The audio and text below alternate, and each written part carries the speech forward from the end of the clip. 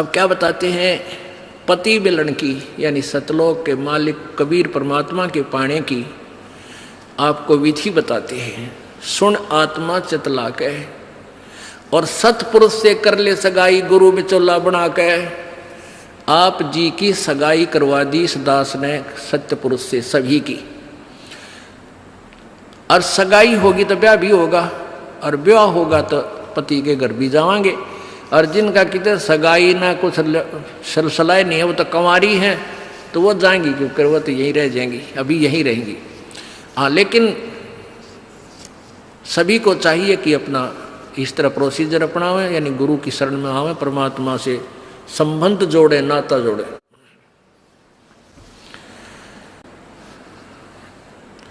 सतपुरुष से कर ले सगाई, गुरु बिचौला बना के। फिर सत्संग बान बैठिए लाडो और दान की मेहंदी रचा के। जैसे बान बिठाया करते हैं, 5-6 दिन बिठाया करते हैं, 6-7 दिन,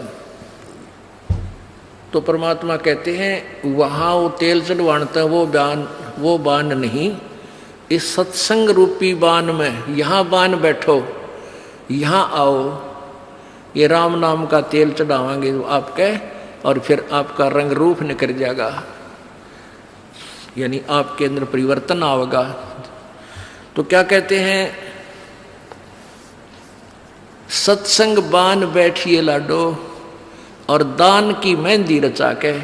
ये लाल हाथ करने से कोई लाभ नहीं है, इन हाथों की मेहंदी दान है। 2 पैसे अपनी कमाई में 10वां अंश गुरु को दीजिए और जीवन जन्म सफल कर लीजिए।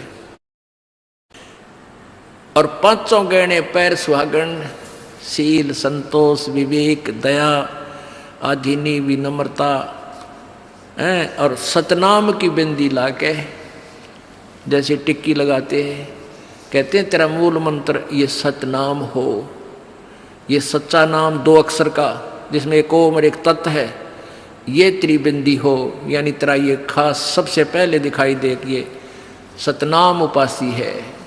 आत्मा परमात्मा को जब प्यारा लगेगा तो जब स्वीकार करेगा। और फिर क्या कहते हैं, प्रेम की लाली ला कै सुरता क्यों ना पति रिझावे है। ये लाल ओठ करने से कोई लाभ नहीं है, ये तो मूर्खा के काम है। पहले कोई भी ऐसी क्रिया अच्छे घरों की बहन बेटियां नहीं करते थे। इस नकली सी सिनेमा ने, इन टेलीविजनों ने ऐसा भट्ठा बैठा दिया कि सबको एक सत्र पर गली में ला खड़ा किया। गांव घर में ब्याह होता है, पहले कंजरी नाचा करती, हिजड़े नाचा करती, ये वैसाएं नाचा करती थी। अब बहु अच्छे घरों की बहु बेटियां सरेआम गली में डांस करती हैं, ऐसा बूंदा लाल थोपड़ा करके। तो क्या ये अच्छे कर्म है? ये नहीं करना चाहिए। एक सभ्यता से रहना चाहिए। हम इंसान हैं, वो तो एक समाज का जो बिगड़ा हुआ रूप होता था वो इस तरह की बकवादें किया करते थे। तो ज्ञानहीनता, मर्यादाहीनता, निर्लज्जता इतनी बढ़ गई समाज में, इसको भी अब सेट करना है। तो कहते हैं प्रेम की लाली ला के, प्यार तो बोला सब बान भाइयां थे, सभी भक्तों से, समाज में वो भी कोई बगैर उपदेशी भी रिश्तेदार है, सबसे मृदु भाषा से प्रयोग करे, मीठा बोला है, प्यारा बोला है, ये तेरी लाली है, ये तेरे होठों की शोभा है। फिर कहते हैं जाप अजप्पा जप के अपना दहेज बना लिए। ओह, ये भक्ति की कमाई जो श्वास उश्वास से ये अजप्पा जाप कहलाता है। कहते इसका जाप करके तू अपना ये दहेज बना, यानी धन जोड़ ले जो आगे लेकर जाना है, दहेज जो अपने पति के घर लेके जाना है। पहले कुरीति थी कि जो लड़की घना धन लेकर आती थी दहेज का, उसका आदर पूरा परिवार करता था। ऐसे हमारे हम भ्रमित थे, अज्ञानता थी। तो उसी दृष्टिकोण से ये कहा गया है कि जैसे अच्छा ज़्यादा दहेज लाने वाली बहु पुत्र वधू अपने ससुराल में आदर सत्कार पाती है, ऐसे ही तू डट के भजन कर, घना दहेज बना ले सत्य अजप्पा जाप का। अजप्पा जाप जप के अपना दहेज बना लिए, अनहद बाजा बाजन लागे फिर खुशी बना लिए। ओह, जैसे लड़की का पता लग गया कि आज ब्याह है, लड़की की का आज विवाह है, अब कई बच्चे बकाया करें, न्यों कहेंगे ए तेरी बारात आ गई, और फिर न्यों कहें कोई ना आई क्यों ना जीवरी है, यानी उसने खिजाया करते हैं। तो फिर वो लड़की सोच लेती है बांधन दे दे भौंके जाएंगे। तो कहते हैं जब वो बाजा बाजन लाग जा तब सोच लिए बात लवा लाग ली कि आ गई बारात। तो कहते हैं आप भक्ति जब करोगे तो आपको ऑटोमेटिकली आपके ये ऊपर के यहाँ से ऊपर के हिस्से में बहुत सी आवाजें, कई प्रकार की आवाजें आने लग जाएंगी। इसमें जो हमें आवाज सुनती हैं ये प्राथमिक भक्ति की लक्षण है, अंतिम नहीं है। हाँ, ये भी सुननी चाहिए, सुनेंगी, आपको अवश्य सुनेंगी, ना चाहते हुए भी सुनेंगी। और कभी सुनना चाहो तो कभी 2, 4, 10 मिनट, कभी कभी डेली नहीं, कभी ऐसे कान बंद करके एकांत स्थान पर सुन लेना, आपको सारा साजबाज अंदर बाजता दिखेगा, जिसकी भक्ति इस लक्षण हो गए। कुछ एक को वैसे भी सुनती है जिनके पूर्व जन्म की भक्तियां होती हैं और फिर धीरे धीरे उनकी बंद हो जाती हैं, आगे कुछ नहीं सुनती, चाहे वो किसी का नाम जाप ले रखा है।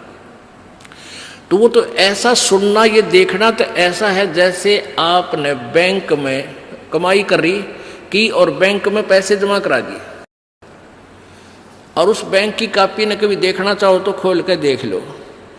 और ये दूसरे जो पंथ बतावे हैं, ये साधना इनकी नाम गलत हैं और कहते हैं ध्यान लगाओ, मेडिटेशन करो, कान बंद करके, आंख बंद करके, अंदर आवाज सुनो, शब्द सुनो, ये कोई फायदा नहीं। अब जैसे धंधा करता नहीं और बैंक में जब पूर्व जन्म की पहले की जो डिपॉजिट है 20-30 हजार, उसने रोज देखे जाने कहाँ 20,000 है, और 20,000 में काम तो ना चले, फिर वो निकलवाने भी उसी में तो पड़ेंगे, वो एक दिन जीरो हो जाएंगे। वो तो जैसे आपको ये आभास होंगे किसी भी वस्तु का, जैसे हम हमारी आंखों, आपकी जो भक्ति करते हैं उनकी आंखों के सामने बहुत सी चीजें ऐसे चलती दिखाई देंगी। कभी तो ऐसा आभास होगा जैसे कोई मक्खी आ गई, कोई मच्छर जा रहा है, या कोई ऐसी कोई लाइन सी दिखाई देती है। तो ये आपकी भक्ति की कमाई है, प्रतिफल आपको दिख रहा है। और कई एकादा क्या करे हमारे भक्त, एक बहन भगत भाई आया ने बोला जी मैंने तो आंख दिखा ली, मेरी तो आंखों में डिफेक्ट हो गया। वहाँ क्या हो गया कि आगे बिरानी काला काला दिखे जा, नो देखूँ जब भी दिखा, मन तक कई बार डर भी लग जाता है। और डॉक्टर का इसका ऑपरेशन करेंगे, रमा भले आदमी क्यों आंख पड़वावे, ये तेरी भक्ति की कमाई दिखाई दे रही है, तेरी जो बैंक में जमा कराए हैं वो कॉपी में दिखे तेरे को, ये तो भगवान आत्मा ने दिखेंगे बेटा, जिनकी कमाई शुरुआत हो चुकी है। जेता अंजन आंजिए चश्मों में दिखंत, न बोला सचमुच में, कहा सचमुच, फिर खुश हो गया रहे तेरा गजब भैया। तो ये जो सामने दिखाई देते घबराना नहीं, बहुत से भ्रमित हो जाते हैं क्योंकि बार बार ये दास नहीं बता पाता आपको। तो प्रत्येक सत्संग में आओगे तो कभी ना कभी हर पहलू पर विचार विमर्श दिया जाता है। तो घबराना नहीं है, ये आपकी आंखों के सामने कोई वस्तु दिखाई देगी, वो आप ही बताओगे, दास बताओगा तो तुम झूठ भी बोल दोगे। तो वो आपकी जितनी कमाई है वो अपने आप बढ़ती जा रही है, उसका लेवल बता रहा है। तो ऐसे अंदर आवाजें आएंगी, कई प्रकार की आएंगी, और उनमें से एक न्यारी आवाज आएगी, एक मुरली की आवाज आएगी। और वो मुरली, वो आवाज जो है, जो इसमें पिंड में जो आएगी वो यहीं तक की है, ये महास्वर्ग तक की है। और जो वास्तविक धुन, वास्तविक जो आवाज है वो इस अंड और पिंड से पार है, वो सतलोक में है। वो वहां जाकर आपको वो बात बाहर सुनाई देगी। यानी इस शरीर से एक जब आत्मा भक्ति से परिपूर्ण हो जाती है तो इस शरीर से बाहर भी हो जाती है। तो उसको सुनने के लिए ऐसी स्थिति आ जाएगी अपने आप, जैसे आपका शरीर यहाँ बाहर खड़े हो गए, और फिर वो आवाज़ आपको उस सूक्ष्म शरीर के माध्यम से सीधा कनेक्शन उस सतलोक से हो जाता है। वो परले पार वाली मुरली आवाज़, वो धुन, वो झनकार अलग से सुनाई देती है। फिर सेकंड के बाद आप उसी शरीर में होते, आपको पता भी नहीं कि मैं बाहर गया या अंदर ही था। वो बहुत बाद में जाके बहुत लेटेस्ट स्टेज पे ऐसा होगा, पर ऐसा हो या ना हो, आप जैसे दास बताओ, ये खुराक खाते रहो, रोग कटेगा, ये साधना करते रहो। तो क्या बताया है, जाप अजप्पा जप के अपना दहेज बना लिए और ये अनहद बाजा बाजन लागे, फिर खुशी मना लिए। फिर मान लिए खान तेरी भक्ति चल पड़ी, निकट लागली बात आगे लेने, यानी बरात आगी। आवे बिरहा कबीर लेने, खुश होकर चालिए और प्रेम की बारिश होने लागे, फिर मलमल नहा लिए। जैसे आपने कल सुना था, बिना प्रेम पावे नहीं चे करोड़ समाधि ला। होय होय। जैसे सूरज के आगे बदरा ऐसे कर्म छयारे, प्रेम की पवन करे चित मंजन झलके तेज नयारे। प्रेम की पवन, परमात्मा के प्रति इतना प्यार उमड़ उमड़ का आपके हृदय में रह के, जरा सी बात मालिक की चले आंखें भरे आऊं आपकी, कुछ दिन में ऐसी स्थिति आ जाएगी। तो ये प्रेम की पवन चलेगी। जैसे सूरज के आगे बादल होते हैं तो सूर्य का प्रकाश निष्क्रिय हो जाता है, और जब हवा तेज चलती है बादलों को इधर उधर फेंक देती है तो सूर्य का प्रकाश जो का तो सामने चमक रहा होता है। ऐसे परमात्मा और अपने बीच में, आत्मा के बीच में पाप कर्मों का गरावा यानी बादल छाया हुआ है। इस प्रेम की यानी सब भक्ति जो क्रिया आपकी होंगी, दान करता आदमी को इतनी खुशी होती है उस दिन कोई ठिकाना नहीं। और 10 रुपये चोरी कर ले, आत्मा खुश नहीं हो सकती, चाहे 20 लाख चोरी कर ले। और 10 रुपये, 20 रुपये, 1000 रुपये, 2000 रुपये आप दान करने की चेष्टा करते हो, पहले उमंग भर लेती है, और दान करे पाछो तो न्यारी खुशी होती है। तो ये तो क्या बताते हैं, ऐसे जो सब क्रियाएं आपसे कराई जा रही हैं, इनका उद्देश्य है कि आप में इतनी विनम्रता, इतना प्योर हार्टेड हो जाओ आप कि मालिक के प्रति जरा सी भी चर्चा चले आँखों में पानी आने लग जा, गदगद हो जा। कहते हैं प्रेम की पवन करे चित मंजन, फिर झलके तेज नयारे। तो यहाँ क्या बताया कि प्रेम की बारिश होने लगे, फिर मलमल नहा लिए। यानी ये लक्षण बता रहे हैं, एक भक्त में रह रहकर ऐसे लक्षण आ जाएंगे। एक बुढ़ा आवे मेरे पास, नाम ले रखा उन्हें साल भर से। वो कहता है जी मैं नाम जपन लागू, मैं रोने लग जाऊँ, मेरा रोना बंद कर दिया। राम तो रोना शुरू करवावा तो बंद करवाना आवे, ये तेरे भाग जाग रे भले आदमी। नो कहना शर्म आवे, लोग नो कहीं अच्छा आदमी नाम लेने लगे तो माई लोग की सुनेगा तुम्हारी सुनेगा, नो बता। तो इसे ओपन कर्मी प्राणी है, बुढ़ा आदमी 65 साल का होगा, भगवान का नाम मिल गया, पिछले संस्कार से ही होता सारा कुछ। और ईब नो कह नाम लेने लग गया, मैं तो रोने लग जाऊँ। अरे तेरा जी भी भगवान ये सब ने देसा रोना हमारे भगता ने, आँखें में पानी आवे, मालिक की चर्चा हो, ना द्वेष हो, ना राग उठे, ना कोई चोरी करने जी करे, ना कोई जारी करने जी करे, ना बुराई मन में आवे, ये ऐसा जो धुन लग जा। फिर कहते हैं सार शब्द का सुरमा गा लिए, जब पति न भावे।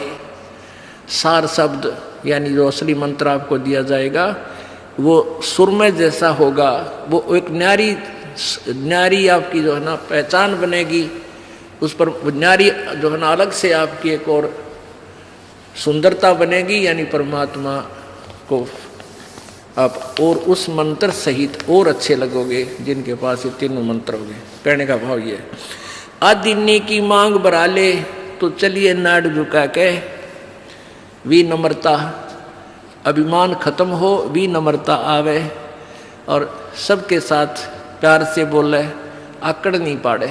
ये लक्षण हो जाने चाहिए आपके अंदर। आदिन्नी की मांग बरा ले, ये जो मांग आप सिंदूर डालते हैं, ये आदिन्नी तेरी मांग है। और चलिए नाड़ झुका के, यानी नम्रता से रहना, नाड़ झुका के चलना, नम्रता से पेश आना।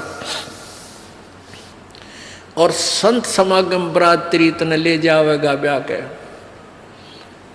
अब ये सत्संग रूपी बारात है, आत्मा को यहीं से श्रृंगारा जाता है, यहीं से इसको तैयार किया जाता है, ज्ञान सुनाया जाता है।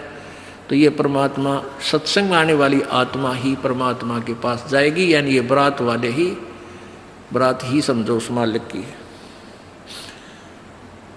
संत समागम बरातरी तन ले जावेगा ब्याह के, सुरत नृत है डोली तेरी। सुरत और नृत ये आत्मा इनके साथ चलेगी। और बैठ सुन शिखर में जाकर, यानी सतलोक में जाकर बैठ गया। और मकर तार का खेल कांगना अलल ध्यान दचा के। अब कांगना खेलते हैं ना, जैसे यहाँ एक मोटा बांध दिया, दूसरा मोटा बांध दिया नाड़ा, और कई गांठ ला दे, फिर नहीं कहेंगे वो देवर खोल लेगा इसने, कांगना खेल रहेंगे ना खुल जा, उपरण के फंड होया करना लंबा चौड़ा सिस्टम। तो परमात्मा कहते हैं अब मकर तार का खेल कांगना, छूट ना जाते हैं, छूट गया वो हार जाएगा। तो उस मकर तार का ऊपर से जब आत्मा यहाँ से चलेगी, परमात्मा कई तरीके से इसको, कहीं किसी स्थान पर किस तरीके से आपने जाना है, तो आप कभी एक आध बार कभी ध्यान वैसे ही कुदरती लग जाता है, बैठ जाते हैं, कभी आंखें खुली है तो भी बंद हो जाती हैं। और कई बार ऐसा होगा कि एक मकड़ी के तार जैसा आपको लंबा स्ट्रेट, बहुत, उसका कोई और छोर आप नहीं देख सकोगे, ऐसा तार सा नजर आएगा, उसको मकर तार कहते हैं। उसके साथ लग के आत्मा, जैसे मकड़ी उस तार को पकड़कर ऊपर चढ़ जाती है, ऐसे वो मकर तार का आपको दिखाई देगा जब चलेगी यहाँ से आत्मा संसार छोड़ के। तो एक मकर तार का मार्ग आपको मिलेगा, उसके साथ चलना, उसको छोड़ना नहीं, तो उधर नहीं जाना, नहीं तो मार खा जाएगी। तो ऐसे ही वो कांगड़ा खेलते हैं, जब दोनों और दाव लगा देते हैं, तू खोल गया तो तू हार गया, हारगी। तो ऐसे अपने अपनी जबरदस्ती से उसको पकड़ लेना है, उस मकर तार के, उस मकर तार को। मकर तार माने मकड़ी का तार। ऐसा एक रास्ते में आपको ये गाइडलाइन होगी कि इसके साथ साथ चल, भ्रमित ना होना सतलोक जाने के लिए। वो कुछ समय, कुछ स्थान तक मकर तार है, उसके बाद फिर परमात्मा का अलग से मार्ग है। सुरत नृत्य है डोली तेरी, बैठ सुन शिखर में जाके, मकर तार का खेल कांगना अल्लल ध्यान दचा के। ओए होए, एक एक वाणी का आधा हिस्सा भी इतना जबरदस्त भर रखा भगवान ने। अब अलल पंख, अल्लल ध्यान दचा के, एक अलल पक्षी होता है, उसको अनल भी बोलते हैं। अनल, अनल माने वायु, यानी वो आकाश वायु में ही रहता है, ऊपर नीचे नहीं आता। वो अंडे भी ऊपर ही दे देती है वो अलल पक्षी मादा, और उन अंडों को हवा में छोड़ देती है, और ऐसे स्थान पर अंडे देती है, पैदा करती है कि नीचे केले के बन हो, केले के बन। तो केले कैसे फंसे रहा कर, केले के बना बनो आपस में बहुत लंबे लंबे बढ़ जाते हैं। तो वहाँ आकाश से वो अलल पक्षी बहुत लंबा चौड़ा होता है, वो कम से कम भी सैकड़ों फुट लंबा और 50 फुट की चौड़ाई होती है। इतने बड़े बड़े पर होते हैं उसके, बहुत ज़बरदस्त लोहे के तौ की तरह, और पंजे होते हैं जैसे नो चमटिया की तरह, खुर जैसे बहुत ज़बरदस्त नाकुल्ले, बहुत मजबूत, और 4 पैर होते हैं उसके, पक्षी होता। तो वहाँ से अंडे छोड़ देती है, भगवान हवाला है। अंडे नीचे आते हैं हवा की घर्षण से, वो परवरिश को, यानी वो पक जाते हैं। और केले के अच्छे भारा भारा अंडे होते हैं, वो 2-2 दड़ी के, और ऊपर तो 1-1 दड़ी के, 5-5 किलो के, और ऊपर तो आते ही वो केलों के पत्तों पर आकर गिरते हैं। उन केलों को तोड़ते हुए सपीटते नीचे आते हैं। तो केलों पर गिरने से, उन केले पर गिरने से, उन पेड़ों पर, तो उसकी स्पीड कम हो जाती है, और तो केले को तोड़ता हुआ वो आसानी से आकर नीचे पड़ता है, और पड़ के फूट जाता है, उसमें से बच्चा निकल जाता है। वो बच्चा वहाँ फिर उस वन में घूमता है, फिरता है, चारा चरता है, और फिर कुछ दिनों में वो उड़ने लग जाता है, यानी परिपक्व हो जाता है, वो प्रफुल्लित हो जाता है, और वो उड़ उड़ कर देखता है, काफ़ी दूर तक उड़ता है, फिर वापस आ जाता है, 1-2 साल तक वही रहता उस वन में। उन पक्षियों के साथ भी घूमता है, अपने मित्रों के साथ जो दूसरे पक्षी होते हैं, अन्य जीव जंतुओं के साथ भी घूमता है, लेकिन उनमें उसकी मित्रता नहीं रहती है, क्योंकि उसको पता होता है कि मेरे माता पिता ऊपर हैं, यहाँ नहीं है। पुण्यात्मा, ये बहुत ही उत्तम ज्ञान है और छुपा हुआ ज्ञान था, ये तत्व ज्ञान है। इसको समझाने के लिए बहुत से उदाहरण आपके समक्ष पेश करने पड़ते हैं ताकि आत्मा अपने परमात्मा की तरफ आकर्षित हो जाए। आपने कैसे रहना इस संसार में, ये अलल पंखी के अलल पक्षी के बच्चों की तरह। अब वो यहाँ आए, यहाँ आसपास उस वन में पक्षी पशुओं के साथ रह रहे हैं, लेकिन उन एक पल भी वहाँ जाने को नहीं बोलते कि एक बार हम उड़न जोगे हो जावा, उसी दिन भाग जावांगे यहाँ से। हम जवान हो जावें तो उसी से में चल पड़ेंगे। तो जब वो युवा हो जाते हैं और खूब उड़ने योग्य हो जाते हैं तो चलते समय कहते हैं 5 हाथियों को वो पक्षी अलल पक्षी ऐसे लटक, क्योंकि उन केड़ों के वन में हाथी के भी झुंड के झुंड होते हैं, वहाँ होते थे पहले समय में, तब बने ना रहे, तो वहाँ झुंड के झुंड हाथी होते हैं, नो एक दूसरे के सट कर चला कर सैकड़ों की संख्या में, कई झुंड है। तो वो अलल पक्षी उनके ऊपर झपट्टा मारता है और उसके इतने तेज वो होते हैं 1.5 फुट के पंजे, और उनको ऐसे फंसा लेता है चारों हाथियों को, 4 हाथियों में, 5 और 5वें ने नोक मुंह के साथ। कहते 5 हाथियों को उठाकर वो अलल पक्षी आकाश में चला जाता अपने माता पिता के पास, और फिर उनका आहार लेकर जाता है, वो आहार उससे उनसे करते हैं। तो अब आप यहाँ आए हो अलल पक्षी की तरह ध्यान रहे। एक पल भी वो पक्षी का बच्चा अपने माता पिता को नहीं बोलता कि मैं यहाँ का नहीं हूँ, मेरे तो ऊपर है माता पिता, और जब मैं यहाँ से जब जाने जोगा हो जाऊंगा 1 मिनट में चल पड़ूंगा।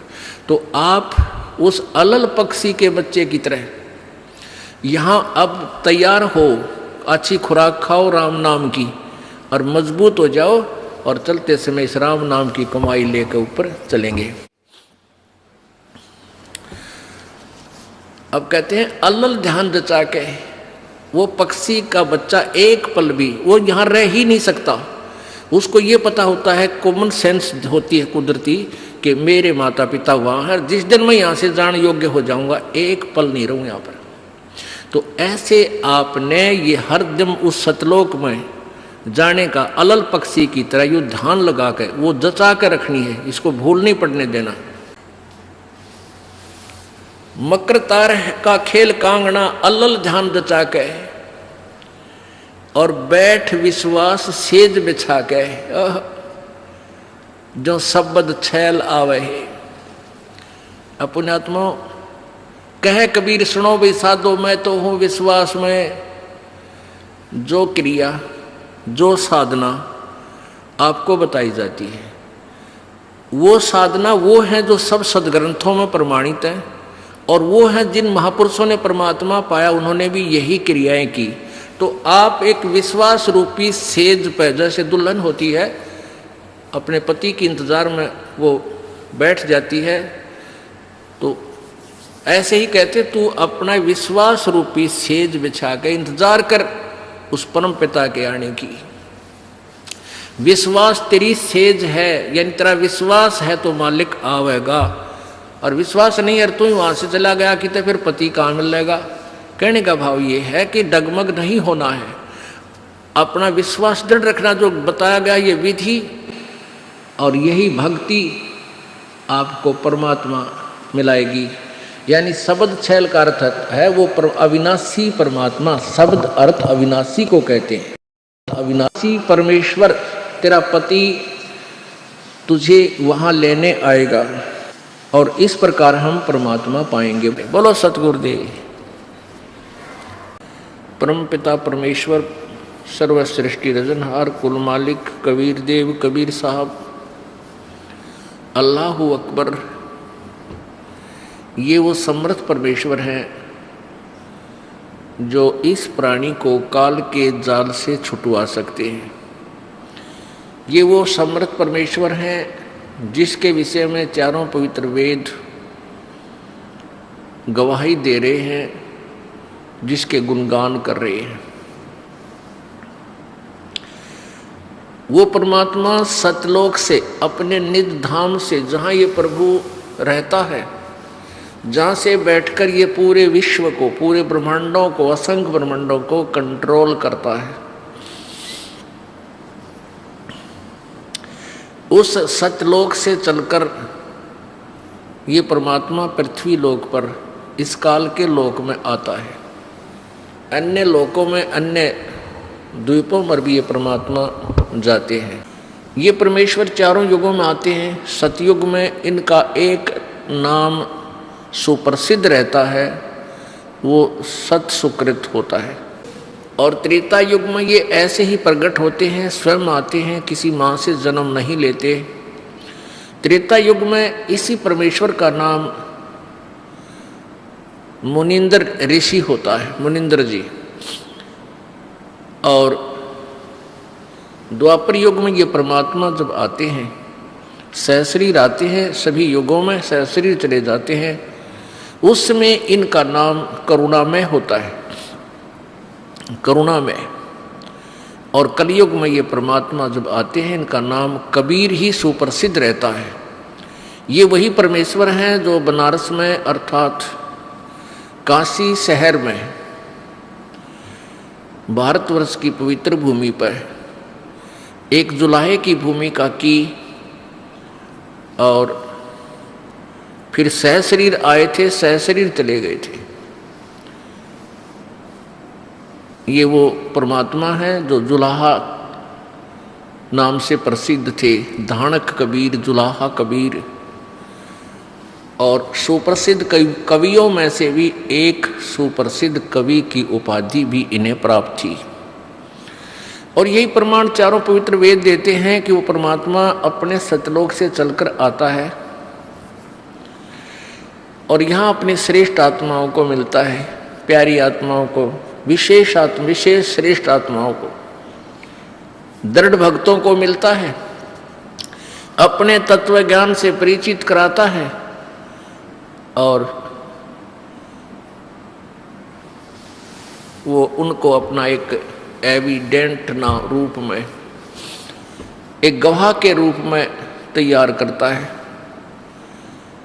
फिर वो संत जो परमेश्वर से परिचित हो जाते हैं, परमात्मा का साक्षात्कार कर लेते हैं, अपनी आंखों से उस स्थान को देख लेते हैं जहां परमेश्वर रहते हैं,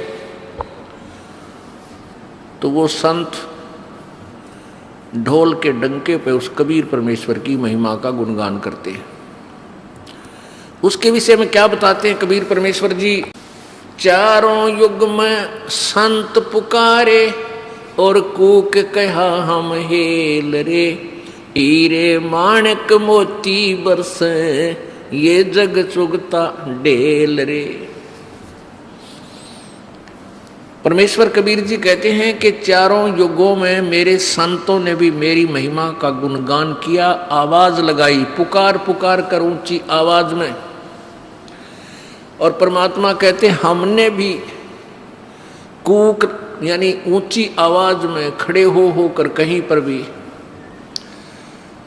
जन साधारण को इस ज्ञान से परिचित कराया। लेकिन ये भोली आत्माएं अज्ञान में इतनी ओतप्रोत हो जाती हैं, हमारे इस यथार्थ ज्ञान को समझ नहीं पाते। चारों युग में संत पुकारे और कूक कहा हम हेल रे, हीरे माणक मोती बरसे ये जग चुगता डेल रे।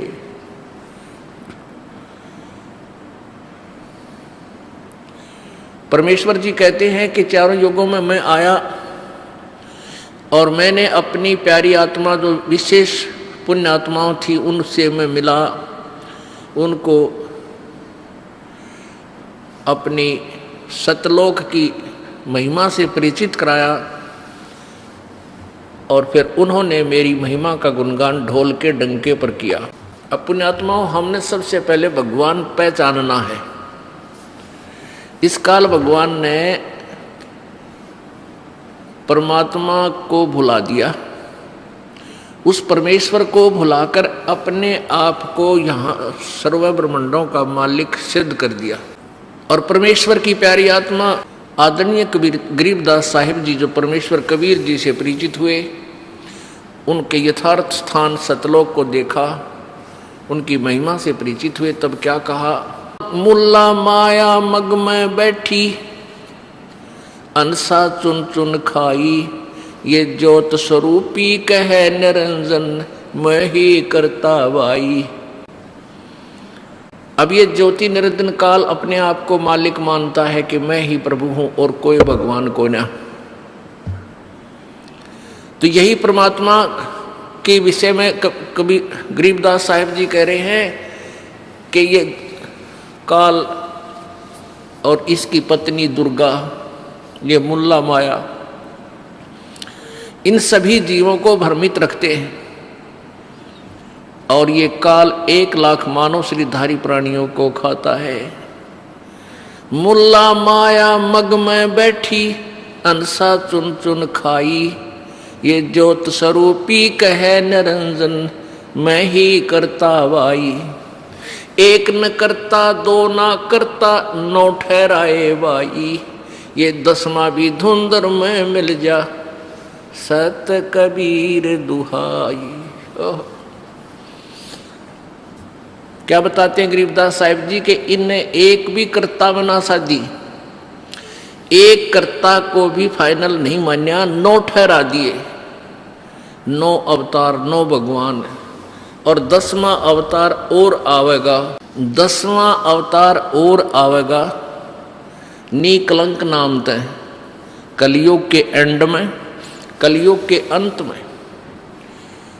और उसमें ये कृत घनी प्राणी हो जाएंगे, सभी भक्ति से दूर होंगे, व्यभिचारी, मांसाहारी और जालिम जुल्म बेहया, कोई शर्म नहीं रहेगी, कोई लाज नहीं रहेगी। सरेआम दुष्कर्म करा करेंगे, बिल खोद करा करेंगे, कच्चा आहार करा करेंगे। एंड ऑफ द कलयुग में जमीन उपजाऊ नहीं रहेगी। 4.5 फुट तक जमीन का उपजाऊ अंश खत्म हो जाएगा। यानी 3 हाथ, लगभग 4.5 फुट तक उपजाऊ अंश जमीन का समाप्त हो जाएगा। कोई भी फलदार वृक्ष नहीं उगेंगे, ना कोई फसल होया करेगी, और वर्षा नहीं होया करेगी। प्रदूषण इतना हो जाएगा कि वर्षा ऐसे होगी जैसे ओस गिरा करे, और सभी प्राणी कच्चा ही गोश्त मांस खाया करेंगे। उसमें लास्ट ऑफ द कलयुग, एंड ऑफ द कलयुग में, कलयुग के अंत में 20 वर्ष की आयु मनुष्य की रह जाएगी, मानव की। और उसमें से 5 खंड बताए हैं सूक्ष्म वेद में। यानी 15 वर्ष की आयु में जन्म भी हो लेगा, जवान भी हो लेगा, और गर्भारी भी हो लेगा, और मृत्यु को भी प्राप्त हो लेगा। 5 वर्ष की लड़की को संतान होनी प्रारंभ हो जाया करेगी, और सभी प्राणी बहुत ठगने से हो जाएंगे। 1.5-2 फुट के आसपास इनका कद रह जाओ। उस समय ये कृत घनी प्राणी इतने हो जाएंगे, बहुत घने। उस समय कुछ एक पुण्यात्मा रहेंगी जो तब भी भगवान से डरने वाली होंगी। वो होंगे ऐसे ही, मांसाहारी भी होंगे, लेकिन जगह भगवान की अवश्य होगी। वो कौन होंगे? जो अब इस कलयुग में, अब ये भगवान का मार्ग हजारों वर्षों तक चलेगा। जो पुण्यात्मा इस मार्ग पर लगेंगी, भक्ति करेंगी और आजीवन मर्यादा में रहे, वो तो सतलोक चले जाएंगे। और जो जिनके पैर फिसल गए, नहीं पार हो पाए, वो फिर ऐसे इस कलयुग में मनुष्य के जन्म प्राप्त करते रहेंगे। इतने दयालु हैं ये परमात्मा। लेकिन मनुष्य जीवन में कौन सा ये प्राणी सुखी होगा? तो उस समय क्या होगा कि निकलंक नाम का एक अवतार आवेगा। वो कौन होगा? राजा हरिश्चंद्र की आत्मा होगी।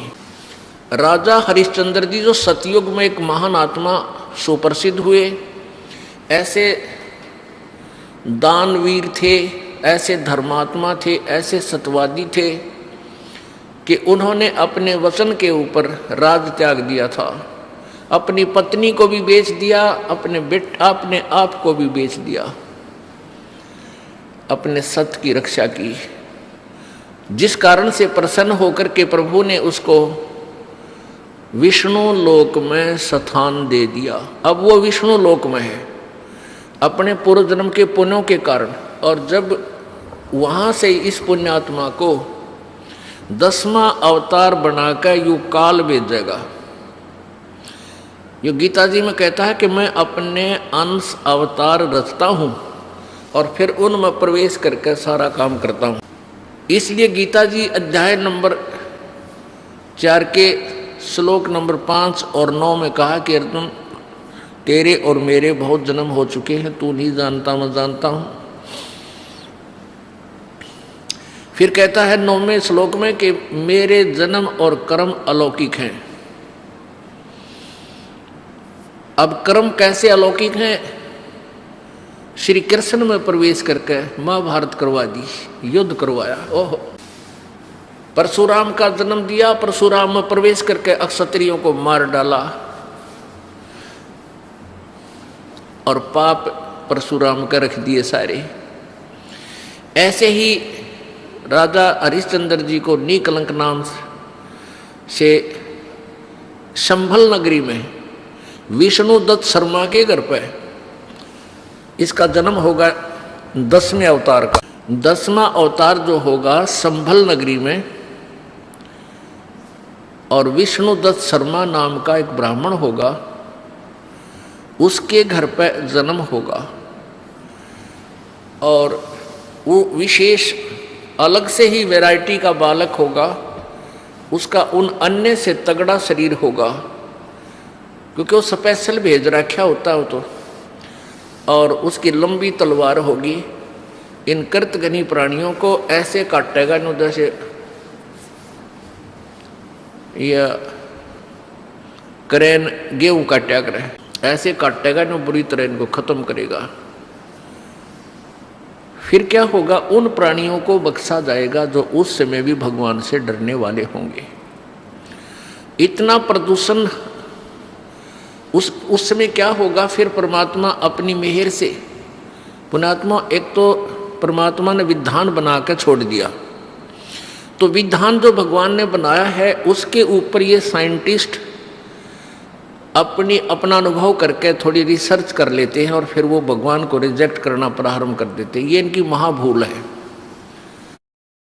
अब पीछे कई वर्षों से रट्टा लगा रखा था कि प्रदूषण इतना बढ़ गया, ग्लेशियन खत्म होगी, बर्फ नहीं पड़ेगी। अरीब का इतनी बर्फ गिर दी बिना गिनती की। वो न्यो का न्यो प्रदूषण है, न्यो का न्यो सारा सौदा है, डूंडा उठा दिया। तो भगवान की अपनी विटो पावर न्यारी है। तो क्या होगा? कलयुग के एंड में इन सभी को नाश करेगा, ऐसी दुष्ट आत्माओं को काटा जाएगा, खत्म करेगा। उसके बाद जो पुण्य उस समय थोड़ी बहुत आस्था भगवान की जिनमें होगी वो शेष बचेंगे। फिर बहुत जबरदस्त वर्षा होगी और वो पहले वर्षा प्रारंभ होगी बहुत ज्यादा, वो व्यक्ति वहां से खिसक जाएंगे, मैदानी स्थान छोड़कर पहाड़ों पर चले जाएंगे। बहुत सैकड़ों फुट पानी पूरी पृथ्वी पर हो जाएगा और फिर बहुत समय तक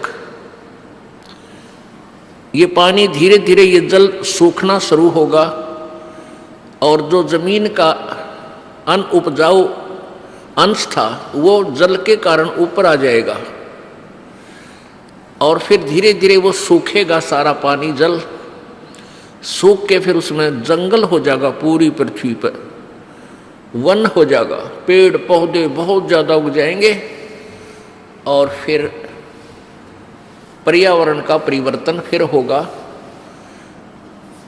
वन जो है ऑक्सीजन छोड़ते हैं पेड़ और कार्बन डाइऑक्साइड वायु से लेकर के पुनः पूरे वायुमंडल को शुद्ध कर देंगे।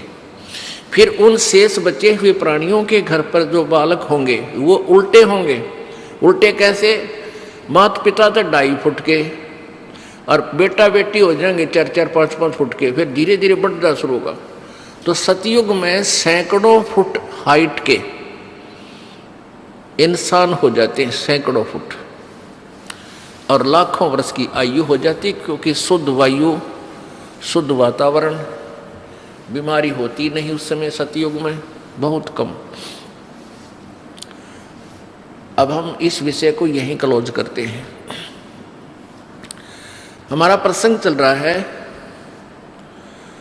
कि मुल्ला माया मग में बैठी हंसा चुन चुन खाई, यो ज्योत स्वरूपी कहे निरंजन मैं ही करता बाई।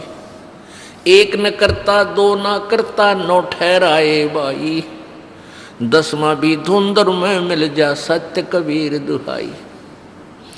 अब वो 10वां अवतार पुण्यात्मा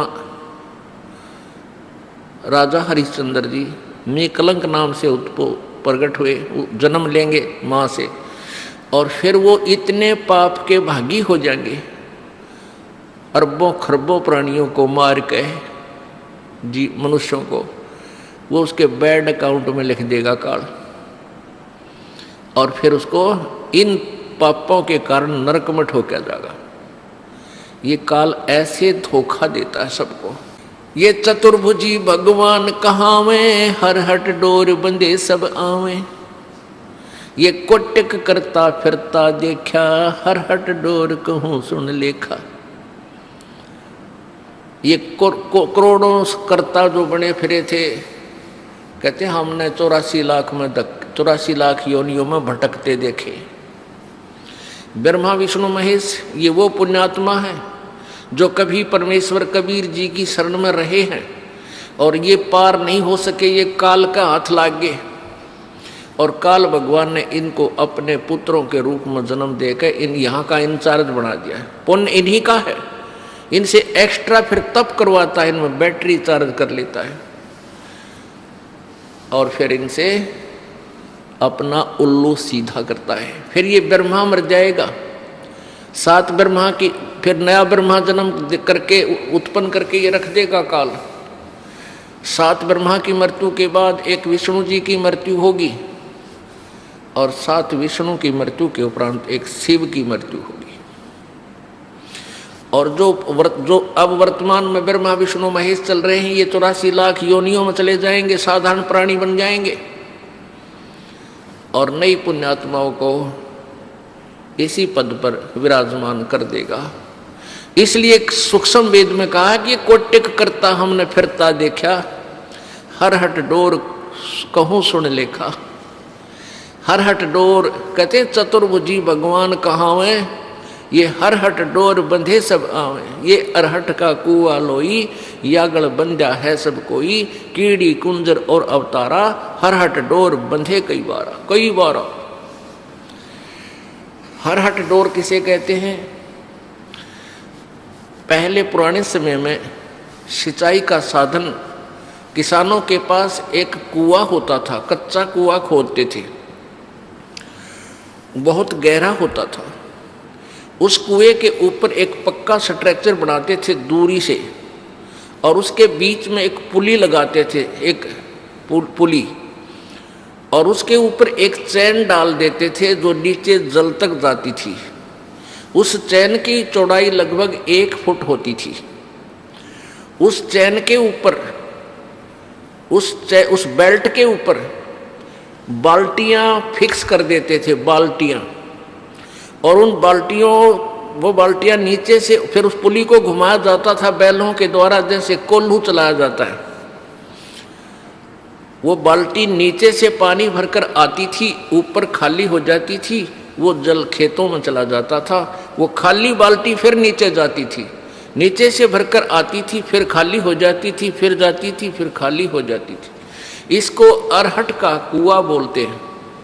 आपको उसका एक चित्र दिखाते हैं, क्योंकि वर्तमान के बच्चों ने अरहट नहीं देखे, हमने देखे। हमारे समय हम बालक थे तब तक कहीं ना कहीं इनकी थोड़ी सी नामो निशान कहीं कहीं इधर जहाँ नहर का व्यवस्था नहीं थी सिंचाई की, वहाँ ये देखने को मिलते थे। अब तो इनका नामो निशान ही मिट गया। ये देखिएगा, ये अरहट का कुआं लोई, ये देखिएगा अरहट, रहट देसी भाषा में रहट कहा करते हैं, वैसे हरहट भी बोलते हैं। ये अरहट है, यो अरहट का कुआं लोई, या गल बंजा है सब कोई। ये कीड़ी कुंजर और अवतारा, हर हट डोर बंधे कई पारा। ये कुआं है एक, ये कुआं है, ये कुआं है, ये वाला, ये वाला। इसकी साइड एलिवेशन दिखा रखी है, तो सोच लो भी इससे काट के।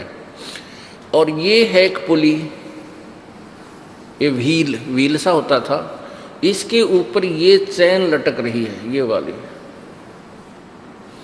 और इसके ये बाल्टियां फिक्स कर रखी हैं। और ये ऐसे चलता था, तो ये यहाँ से पानी भरकर, ये पानी से भरकर ऊपर आती है और यहाँ खाली हो जाती है। यहाँ से ये जल खेतों में चला जाता है और ये फिर ऐसे आ जाती हैं, फिर यहाँ से भरकर फिर आती हैं, फिर खाली हो जाती हैं, फिर आती हैं, फिर खाली हो जाती है। ये चक्कर चलता रहता है। ये जन्म मृत्यु का चक्कर बता रहे हैं परमात्मा कि ये अरहट का कुआ लोई, यागल बंजा है सब कोई। कीड़ी यानी चींटी और कुंजर माने हाथी। कीड़ी कुंजर और ये अवतारा, ये ब्रह्मा विष्णु महेश जैसे, और इनके आगे अंश अवतार राम कृष्ण जैसे। कीड़ी कुंजर और अवतारा, हर हट डोर बंधे कई बारा, कई बार मर लिए जन्म लिए ये थारे भगवान। ये चतुर्भुजी भगवान कहावे, हर हट डोर बंधे सब आवे। ये कोटिक करता फिरता देखा, हर हट डोर कहो कहूं सुन लेखा। अब यह फिर समस्या आ जाती है कि ब्रह्मा विष्णु महेश भी मरते हैं। ओहो पुण्यात्माओं, परमात्मा कबीर जी और तथा उनसे परिचित महापुरुषों ने पहले ही ये ज्ञान ठोक कर कहा है, लेकिन उनकी उस अमृतवाणी को इन चतुर प्राणियों ने, इन नकली संतों, ऋषियों और महर्षियों और गुरुओं ने, मंडलेश्वरों ने रिजेक्ट करवा रखा था हमारे से, ये कहकर के कबीर अनपढ़ था, अशिक्षित था। और ये सभी संत अशिक्षित हैं, अशिक्षित थे, अक्षर ज्ञान नहीं था, इसलिए ये वेदों और गीता के बारे में, पुराणों के विषय में नहीं जानते। ये झूठ बोलते हैं, ये गलत कहते हैं कि ब्रह्मा विष्णु महेश नासवान है। हाय हाय, तो उस समय तो नकलियों का दाव लग गया। अब मानव समाज शिक्षित है, वही सदग्रंथ जिनके विषय में परमेश्वर पहले बताया करते थे आज हमारे पास उपलब्ध है, और वो इन्हीं नकलियों द्वारा अनुवादित भी हैं। चलो संस्कृत में होते तो शायद हमारे ना भी सूतमा हो, ये आप अनुवाद भी करके, और फिर भी इनकी वो दिन काम ना किया। कहते हैं सतगुरु बिन काहु न पाया ज्ञाना, जो थोथा भूछड़े किसाना, गुरु बिन वेद पढ़े जो प्राणी, और समझे न सार रहे अज्ञानी। ये सारे अज्ञानी थे जिन्होंने आज तक हमें ये नहीं बताया कि ब्रह्मा विष्णु महेश नासवान है, इनका जन्म मृत्यु होता है, इनके माता पिता भी हैं।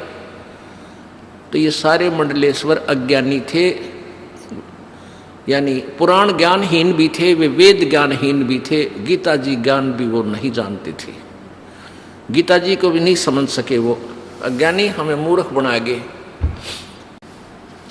पुण्यात्मा, इस दास को इन सदग्रंथों की, वेदों की, पुराणों की, गीता जी की कोई आवश्यकता नहीं थी। आवश्यकता का तात्पर्य ये नहीं है कि ये रिजेक्टेड है, नहीं, इनमें वर्णित ज्ञान हमारे परमेश्वर ने हमारी सिंपल लैंग्वेज में, साधारण भाषा में लिख रखा था, और जिसका हमें पूर्ण विश्वास था, है और था और रहेगा कि हमारे परमेश्वर ने और हम उनसे संबंधित जिन संतों ने जो भी बात कही है वो सारी सच्ची है, और वेदों और पुराणों की वाली ही है। जिनसे जो वेदों और पुराणों में ज्ञान नहीं है वो भी परमेश्वर कबीर जी की वाणी और उनके प्रत्यक्ष दृष्टा संतों की वाणी में उपलब्ध थी।